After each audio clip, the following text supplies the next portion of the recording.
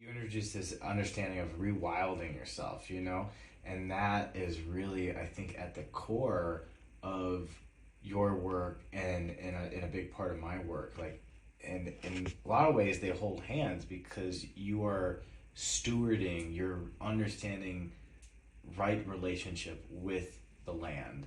If I go out into the land and I find a lovely patch um, of whatever plant that I want to harvest, if I take too much, then that land can't give back to me that medicine. And so it teaches you how to be a human, how to be a right human, authentic human, and a respectful human, so that you can be part of it, right? It wants you to be part of nature again, and it just offers it over and over and over again unwillingly. It's like the most unconditionally loving experience that we have. And I think that's why we refer to it as mother, right? Mother nature, because it is so unconditionally loving to us. All the destructive fires and putting concrete over everything, it'll find a way to show itself even through the cracks.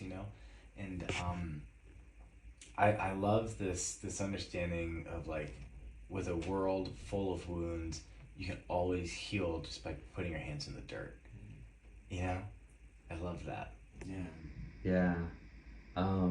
Yeah, and just seeing the diversity, seeing all these plants working together in harmony on all these different layers, and just that it's not competition, it's harmony, it's balance, and that we can come into balance. I'm glad you brought up rewilding.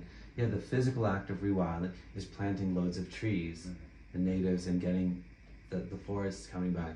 And then the inner work of rewilding is, through our lives, so many concepts have been thrown at us, we've put things on, and rewilding is taking all of it off, going into the wild, inside. You take everything off, and then one by one you can look at them and say, all right, this I do accept, this I don't accept, this I am not.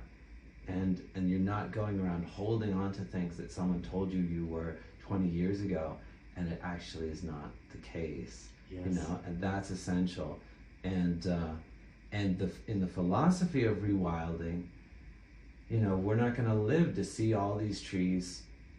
Sometimes it takes 50 years for but that's not the point. The point is, what rewilding does is it asks us to open a door in our mind to the possibility that a bright future for humans is possible if we learn from nature, and if we come into alignment with nature.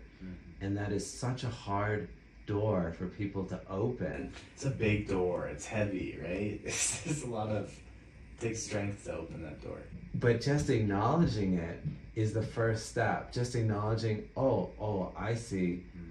For me, by fire or ice, I think we're gonna go. All right, that's my thing to work with. Like, can I come back to that door, and one day do I open it a crack to see the bright light coming through the other side?